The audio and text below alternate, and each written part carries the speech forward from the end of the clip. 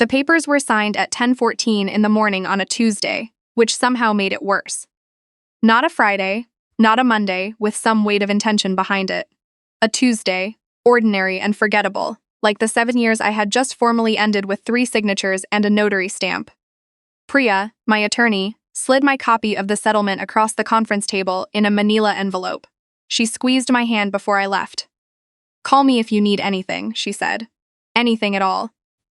I thanked her and stepped out of her building onto 5th Street, where the world was doing what the world does. A woman walked past with a stroller.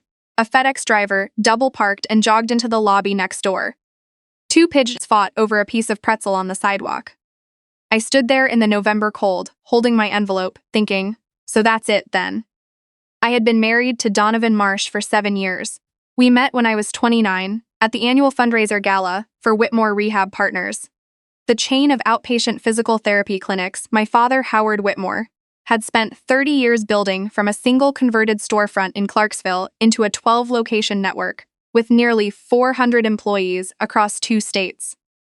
Donovan was charming in the specific, fluent way of men who have always been charming and know exactly how it works. He remembered what you ordered and brought you a refill without being asked. He was the first person to ask about my father's health, rather than his net worth. My father shook Donovan's hand at that first meeting and smiled the way he always smiled at people he was reserving judgment on. Later, in the car, he said quietly, "Take your time, Lee. Men who move fast usually have somewhere they're trying to get to." I told him he was being old-fashioned. I was 29 and I was in love and I was wrong.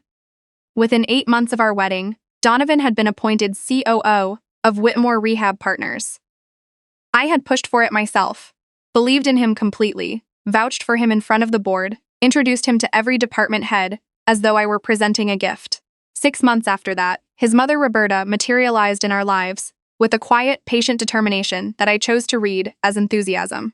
3 months after that, she was sitting in a newly created position titled Director of Vendor Relations, a role she had lobbied into existence through a combination of practiced flattery aimed at my father and subtle, sustained pressure on me that I had been too proud to acknowledge as pressure.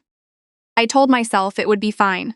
I told myself Roberta was simply ambitious, eager to contribute, energized by proximity to something bigger than she'd had access to before.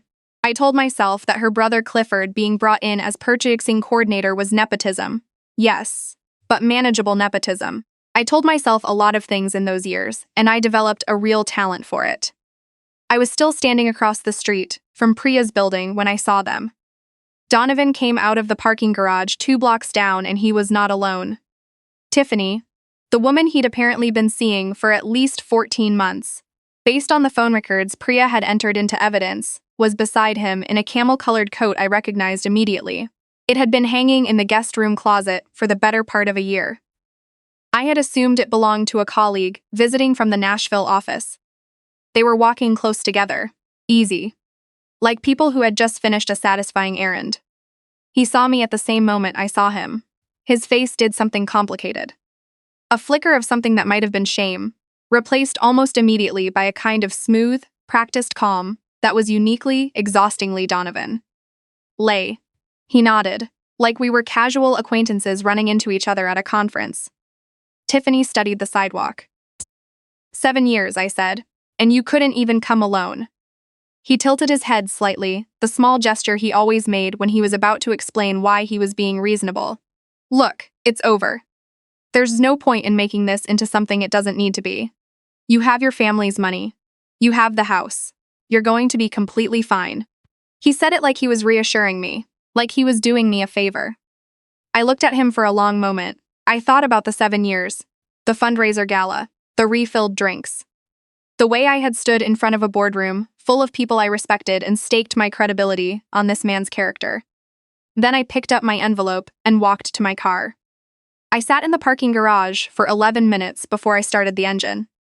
I scrolled through my phone without really seeing anything. My thumb stopped eventually on the camera roll. 7 years of photographs. Donovan blowing out candles on his 35th birthday, the cake I'd spent 4 hours making from scratch because the bakery I'd ordered from had the wrong flavor and I hadn't wanted to disappoint him. The 2 of us at Yellowstone, his arm around me. Christmas morning in our living room, still in pajamas, the tree behind us that we'd picked out together at the lot on Elm. I looked at those photos for a long time. Then I hit select all and pressed delete. Permanently delete 2047 items. I pressed delete. The screen went white and clean. I sat there a little longer and then I drove. I called my father from the highway. I had not been fully honest with him in years. Not about the things that mattered. Every time he had asked a careful question, I had given him a careful answer, and we had both pretended that was adequate. I was protecting him, I told myself. I was protecting myself, the truth was. His phone rang twice.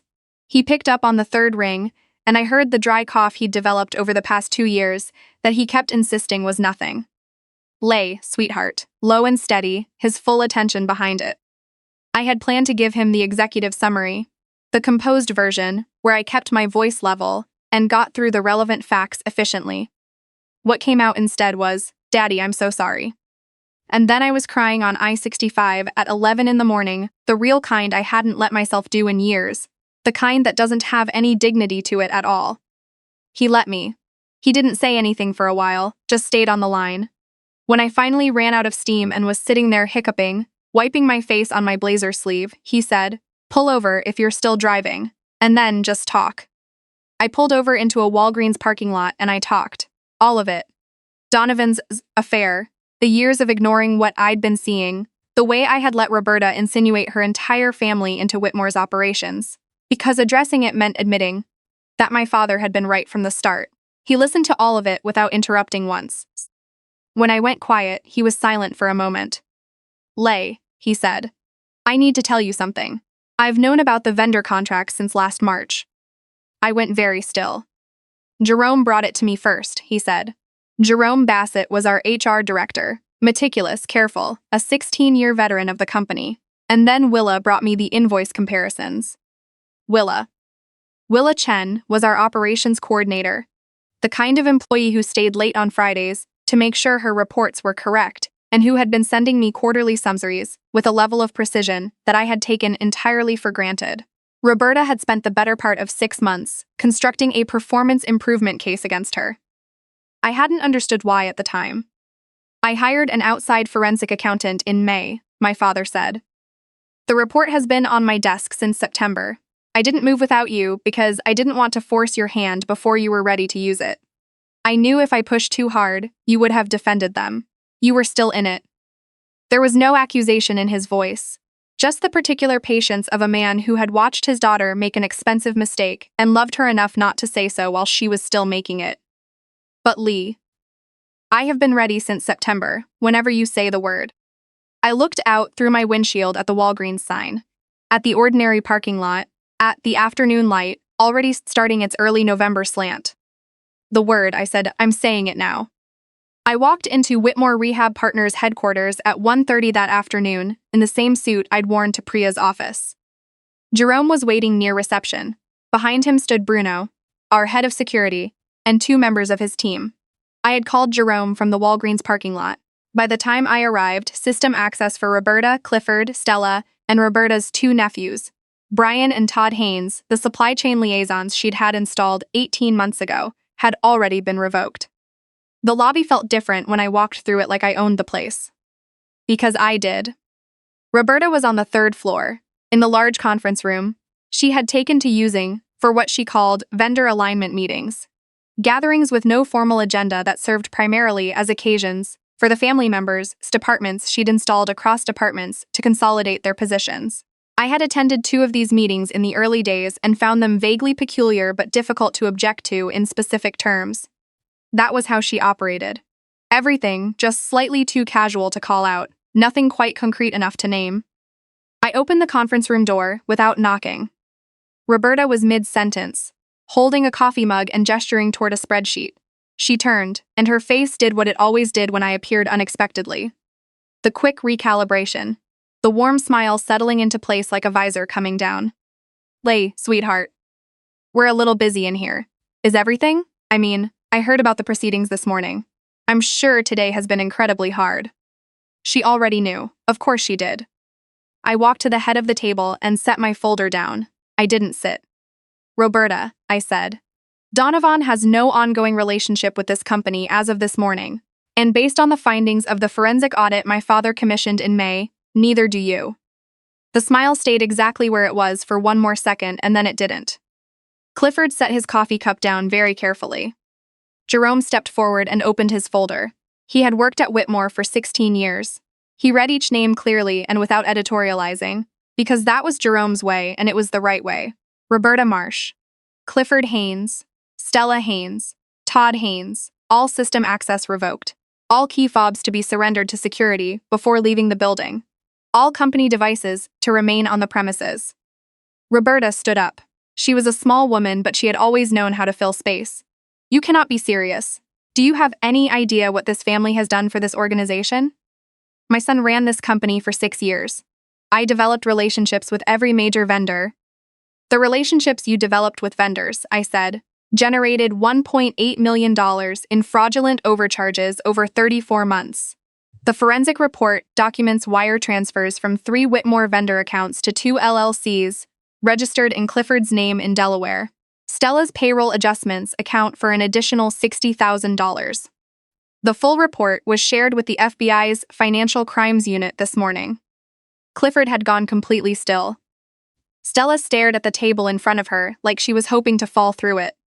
Roberta pointed at me. You are making a mistake that you will spend years regretting. My son gave everything to this place. Your son is currently the subject of a federal investigation, I said. Bruno and his team moved with the quiet, methodical competence of people who have planned for this and are not interested in drama. Devices collected. Badges surrendered.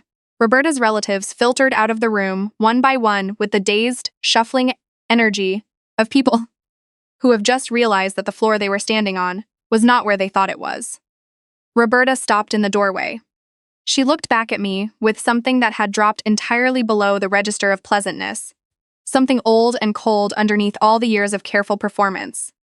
This isn't over, she said. I know, I said, and held the door. Donovan texted me that evening. We need to talk. Neutral ground, please. I agreed to meet him the next morning at the coffee shop on 5th and Maple, the one we had gone to on Sunday mornings for years before that tradition dissolved along with everything else. I arrived first and ordered black coffee and sat in the back corner where I could see the door. He came in looking like he'd aged considerably since the sidewalk outside Priya's building the day before. The ease was gone out of him. That quality I'd once read as warmth, and later understood, was really just an absence of self-examination.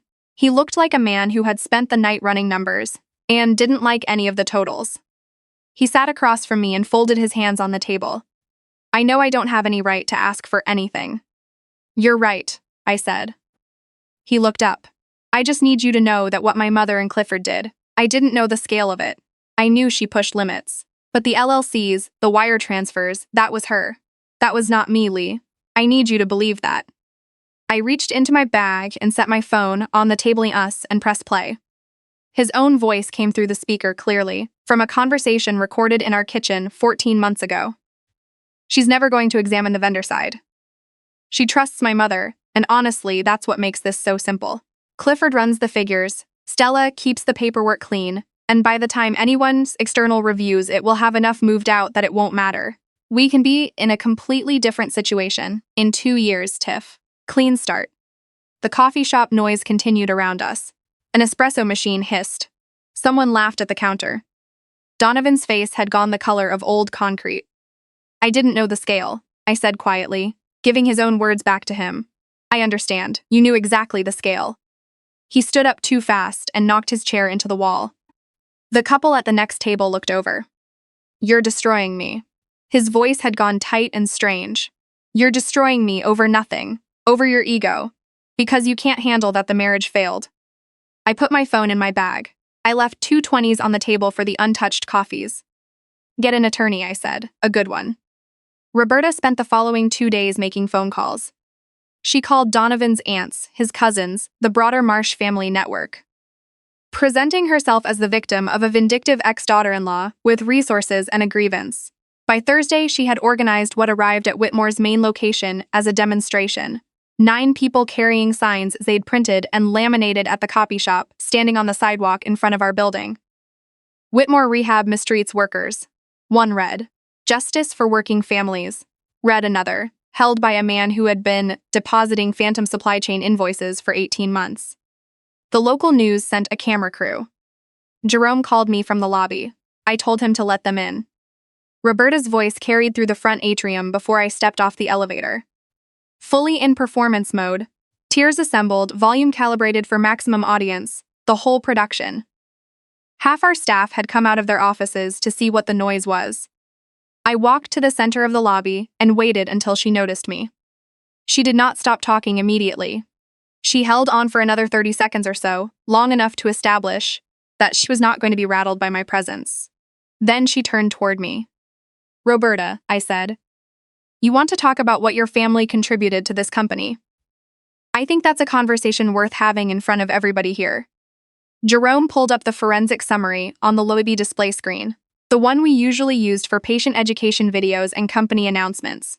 Supply invoices at 2 and 3 times the verified market rate for the same equipment. Wire transfers to Clifford's Delaware LLCs, time-stamped. A payroll adjustment pattern from Stella's tenure that had moved $60,000 sideways in a single quarter. The lobby went quiet in the specific way that lobbies go quiet when everyone in them understands at the same moment that they are witnessing something real. One of Roberta's nephews, Todd, I thought, stared at the screen. What is that? Where did those numbers come from? Those are the vendor accounts your family managed, I said. That's where the money went, not into wages. Not into equipment for patient care. Into accounts registered in your uncle's name in Delaware. Roberta tried to pivot. This is manipulated data. They fabricated this. My son gave everything to this organization, and this is how. Clifford is being arrested this afternoon, I said. I hadn't planned to say it that plainly, but it was true, and it seemed like the relevant information. Stella has a warrant waiting at her home address. Anyone who would like to demonstrate that they were not part of what happened has a clear interest in not being in this building right now. The delegation thinned faster than I expected. Todd put his laminated sign face down on the reception desk and left without looking at Roberta. 2 others followed him, then 2 more.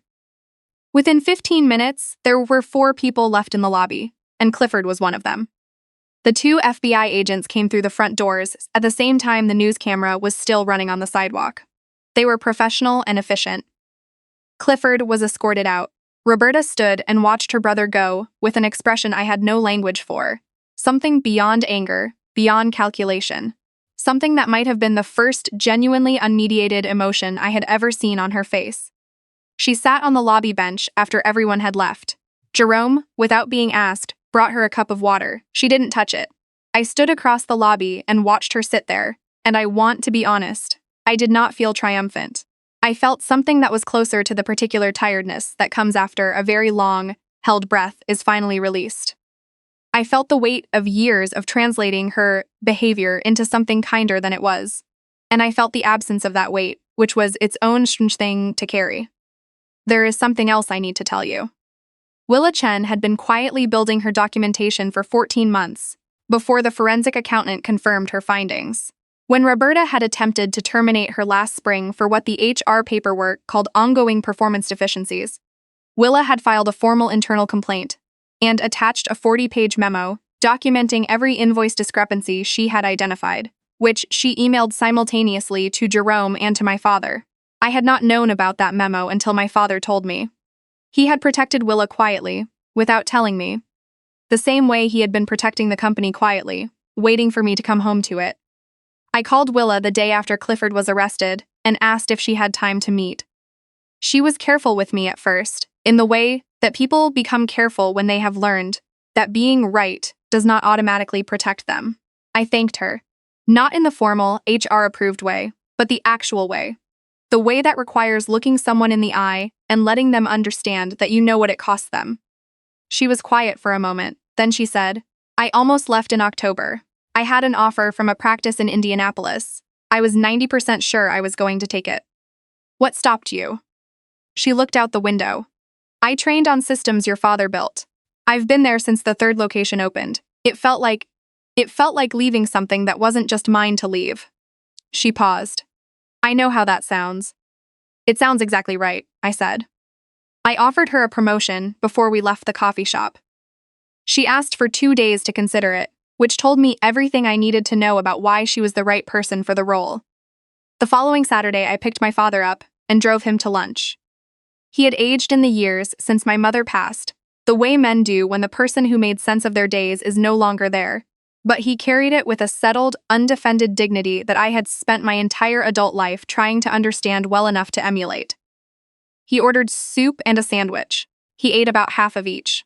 We talked for 2 hours about things that had nothing to do with Donovan or Roberta or forensic accountants.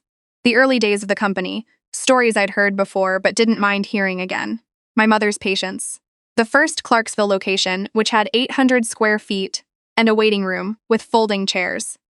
At some point he said, without preamble, "I should have pushed harder, years ago." I shook my head. "You knew I wasn't ready."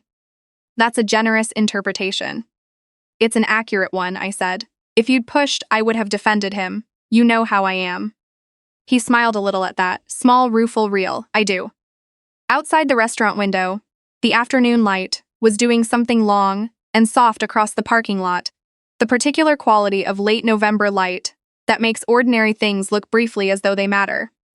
I thought about the manila envelope on my kitchen counter. I thought about Priya's conference room, and the notary stamp, and the Tuesday that had ended 7 years. "I want to be more present at the company," I said, "for real this time, not managing around someone else's schedule." He nodded. This time the nod was different from the one he'd given years ago outside the fundraiser gala, the careful nod of a father who had serious reservations and chose love over stating them. This nod was the other kind, the kind that meant, "I know, I was waiting for you to get here." We sat for a while after we finished eating, while the light changed and the restaurant filled around us with the ordinary Saturday noise of families and couples and people just living their lives. Eventually my father set his napkin on the table and looked at me the way he'd always been able to look at me, direct and without performance, the way that had always made me feel both fully seen and fully safe. "Are you going to be all right?" he asked. I thought about it honestly. About the house I had to decide what to do with, the silence in it that was currently the loudest thing in my life. About 7 years and 2,847 deleted photographs. About Tuesday mornings and notary stamps and women walking past with strollers like nothing has happened, because for them nothing has. "Yes," I said.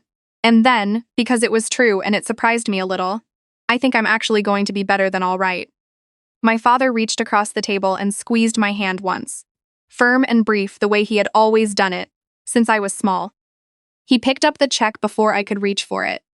Outside, the November light kept moving across everything the way light does, indifferent and generous at once, falling on whatever happened to be in its path. We stayed a little longer. Neither of us was in a hurry. There was nowhere more important to be.